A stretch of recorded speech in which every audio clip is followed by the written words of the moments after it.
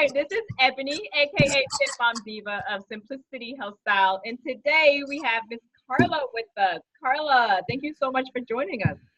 Thank you for having me. Those of you that choose to stick around to the end, you will have an opportunity to earn a complimentary gift. And Karla is taking time away from her baby and her busy schedule to share some gems with us. So I'd appreciate it if you stick around and listen to what she wants to share with us today. Karla, can you just start us off by us getting to know a little bit about you and sharing a motivational quote that really encourages you and inspires you? All right. So a little bit about me is I'm a 21-year-old mom, super young mom, and as well, I'm a stay-at-home mom. And right now I'm just taking care of my son, making sure that he's good. And a little quote that inspires me every day is just taking one day at a time.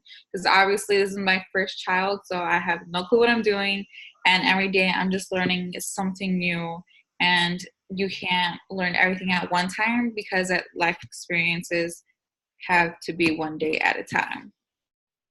Yes, and I totally agree with that. There's been times when I made plans in my own life, and I had to keep in mind that, hey, things can shift without my expectation of it shifting, and I have to roll with the punches.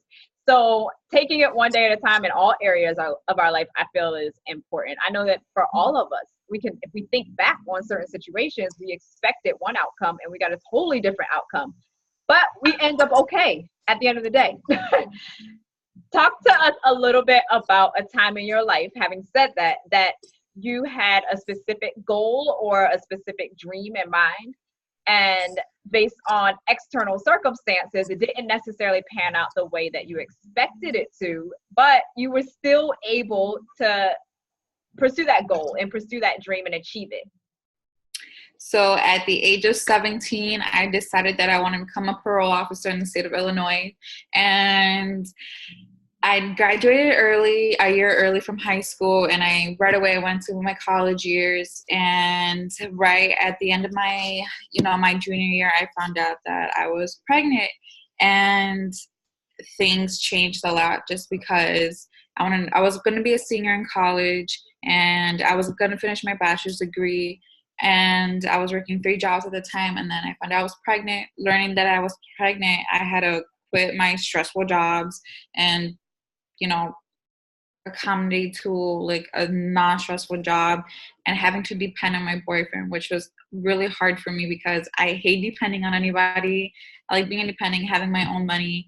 And once I had my son, I realized that it was so much harder than I thought, just because I do have someone who depends on me. And not only am I I can't be selfish. I had to be with him all the time, and as well be, like a girlfriend to my boyfriend, and just trying to have a balanced relationship between what I wanted to do in life and, still being a mom. And right now, I want to go back to school and everything and finish my bachelor's degree and do what I want to do. But for right now, I just learned that I have to be with my son to make sure that he's good and that he learns the essential stuff that he needs to learn. Yeah, and I think that when you have children, you real quickly get rid of that selfishness that we can sometimes have. Some people don't, but as a whole, they'll teach you how to be selfless, particularly because you're the only person that they can depend on to stay alive, right? Right. Talk a little bit about how your relationships may have changed, because we all know that when you have children, sometimes your social life can change, and it's not always changing in the way that you want it to change. So tell us a little bit about how you've been able to transition through that. So I had to move from the city that I was living to the city of Chicago, and moving here, I have no friends at all. So that was really hard just because you feel like you're so isolated. And when I was working, I was talking to my coworkers, and, I felt like I was a part, like I actually had friends. And then once I started working and I had my son, everything changed just because now you're alone, you know, you're with your baby 24/7. And, you know, my friends live an hour away, and for them to come back and forth, you know, it's hard because they have children of their own and they work as well. And the only way I can communicate is literally through social media, or just even sometimes like a FaceTime or something is like really easy, send a text away. But having to be in person or spending time with each other, it's hard. Yeah, and I think that a lot of times, you know, mothers are expected to go back to work immediately, Right. and some do want to do it and some don't want to do it. But one of the things that I often hear is that for those that prefer to spend time with their children, they sometimes miss that adult interaction.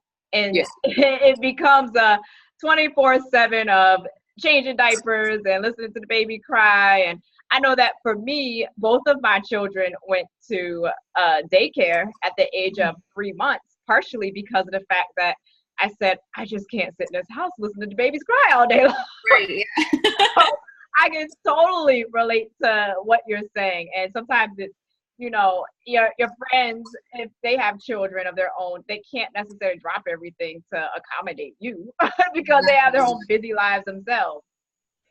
What would you say to people that are taking some time off to care for their children and they are trying to figure their way out with returning back to their career or going into the career world? What would you say to those individuals in a way of support and encouragement to let them know that this is not the end? You having your baby is not the end. You can definitely go back to school, achieve your dreams, go into the career that you want, and life goes on. So obviously taking care of your child is important, but as well taking care of yourself is even more important, because how are you gonna be able to do good in life and take care of your kids if you're not doing good? So Right. obviously having a child, it might stop you for a little bit, but it goes on. You know, you keep going to, you know, you keep living. And just because you had your baby doesn't mean you can't go back to school, go back to work. It might take a little bit more of a time, but, you know, eventually you'll get there, and eventually you'll go back to work. Eventually you'll have your career, or eventually you'll reach your goal that you wanted to reach. But it will take time, and everything has its time. Yeah, and that's the proper way to look at it, that everything happens in its due time. And you have so much life to live. I think that sometimes we may look at it as, oh my gosh, it's the end of the world, and I was expecting this to happen to me in this kind of way. And I always say, well, unless you're planning on dying tomorrow, you have so much more life to live. So Yes. I think that when we take it as look at the age that you are and look at how many more years of life you have remaining. I mean, unless you're, you know, sick with a terminal condition that was Mhm. diagnosed by doctors or what have you. A lot of us have a lot of more life in our years. And we need to look at it as just that this is not the end. Exactly. You know, What would you what would you say to those ladies that they feel like, you know, they've always had this goal that they want to be something greater, but they don't necessarily know what that is? Because you stated that you knew at the age of 17 that you wanted to be a parole officer for various reasons, I'm sure, and interests of yours. But there's some ladies out there that they're like, you know, I would love to be in a career that I love. I would love to be experiencing life, being around other adults, and every day feel meaningful. But I really don't know what I want to do. Can you talk a little bit about how you decided that you wanted to be a parole officer and some suggestions that other ladies can take with them to develop a focus area of interest for themselves? So obviously with me, I already knew what I wanted to be in high school, just because I always was interested in criminal justice. And I researched and I thought, oh, being a parole officer, you know, it's not like being a police officer, so I don't have to danger my life. But I still do, you know, like office work and be able to change people's lives little by little, you know. And that's what I want to do. I was set with that. But as well, you know, like once I got into college and I started seeing other options that were in the criminal justice, I was like, well, maybe I could do this, or maybe I could do that, or dabble into my interests.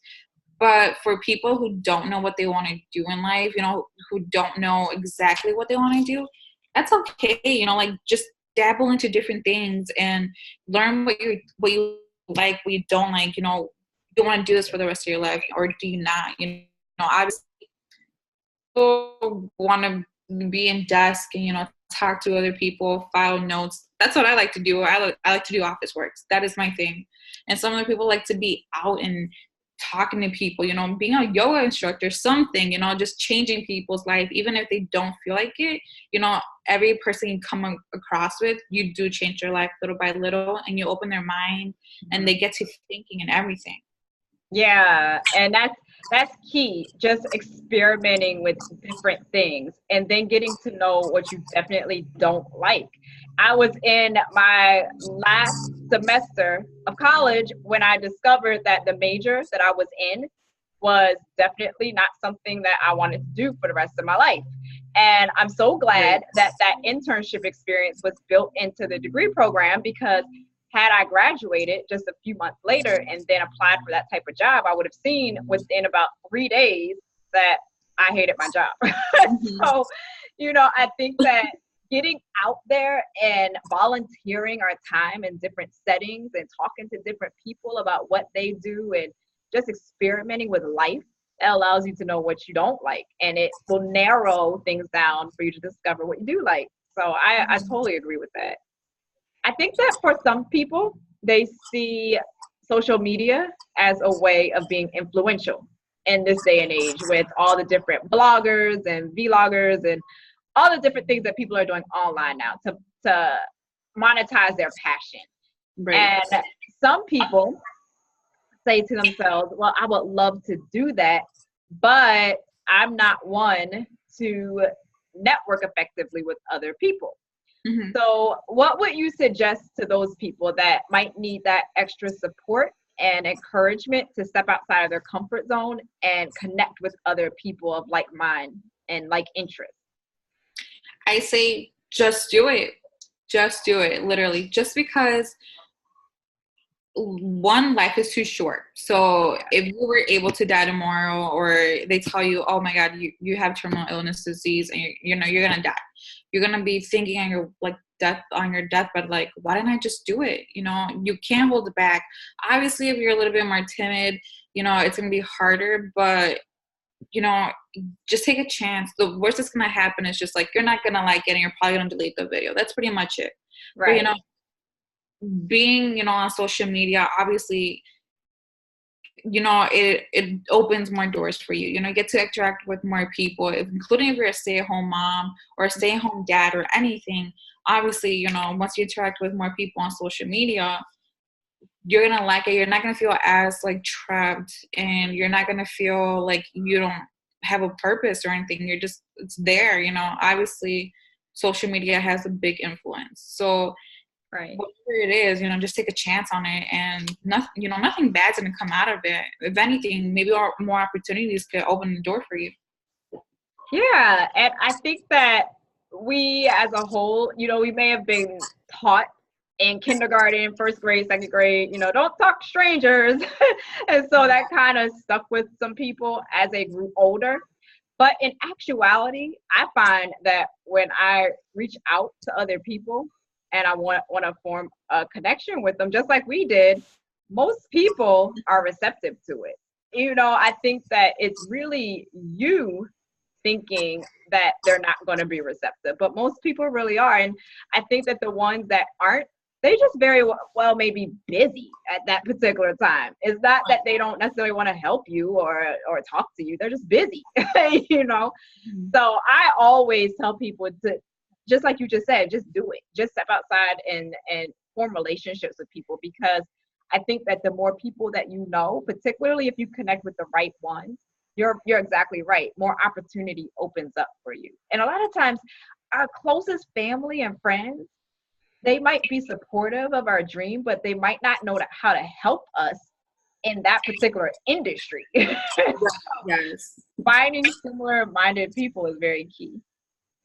Tell us about some next steps for yourself. Do you feel like you want to start going and applying for jobs right away, or do you want to spend more time with your baby? What are your next steps? So I do want to apply for more jobs, but for right now, I think I'm just going to stay home and take care of my baby for right now while he's young, because they're only young for so little, and I don't want to miss like any like major steps for him. But as well, you know, I do want to go back and do a little career or something. But you know, like I said, I'm 21. I still have a lot more time for anything like that, and Right. you know, just like being online, you know, on social media, I'm just like seeing all these vloggers. I'm just like, well, I might as well try and do something like that. If I'm just gonna be a stay-at-home mom, just try it, you know? Right.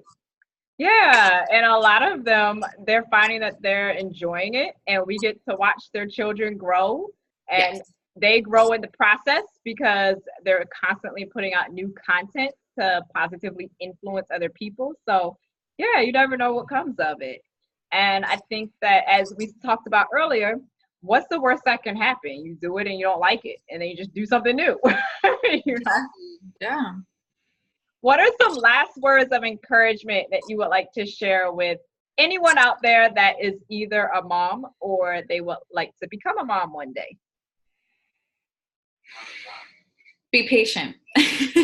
Be very patient. Just because if you're a new mom, or even if you already have kids of your own and having a newborn, it's a lot. It's a lot to take in. But, you know, just be patient. And at the end, hard work pays off. And your child will love you for staying home and being with them, or even just taking care of them. Anything. They'll Yeah. appreciate it. Yeah. At the end of the day, your child loves and appreciates you more than sometimes you love and appreciate yourself. Yes. You know, they don't have sometimes a lot to compare it to. You know, Mhm. we might compare ourselves to other mothers Mhm. because we're older and we can see the differences. But for a child as a whole, they're just looking for somebody that can show them attention, wipe their butt, and feed them. You Especially don't feed have them. to do a whole lot of extra. I think Oh, that I think that's key. Understanding that you're doing enough, and you'll see that your child appreciates it as long as you continue to show them that love. yes. Oh my God, yes. Any of you that are listening that want to connect with other women, and especially women that are going to help support whatever your dreams are or your goals are, I do have a Nutrition for Busy Women Facebook group. It's Nutrition, the number 4, Busy Women Facebook group. And that link is going to be in the description box. And all of Karla's information is also going to be in the description box if you want to connect with her, if you see something in her that you want to collaborate with her and have her talk to your audience and share her story in more detail. All of our information is in the contact, and all of our contact information is in the description box. And I encourage you to also connect with me and tell us a little bit about your story as well, because I found that women all around the world benefit from each other's stories, and we're all connected and it can encourage each other in a bigger way than staying reclusive. So I invite you guys to connect with me. And if you join my Nutrition for Busy Women Facebook group, don't forget that you get a complimentary gift for doing so. Any last things, Karla, that we didn't talk about that you want to put out there to anybody listening, male, female, mother, single, whatever? Any last words of encouragement just for the general population listening? Like, you're doing great. Regardless what you're going through, regardless how like anything is, you're doing great. So just keep up the good work and do what you got to do. Thank you. I appreciate that. And that's exactly right. Just accept where you are right now, today. If you're not dying in this particular moment, you're doing okay. Thank you guys so much for listening. And if you think that this is something that could inspire or encourage somebody else into action, share this out with them. I strongly appreciate it. And don't forget to continue to live a life full of meaning and purpose on a daily basis yourself. You guys have an awesome day wherever you are in the world, and I will talk to you soon.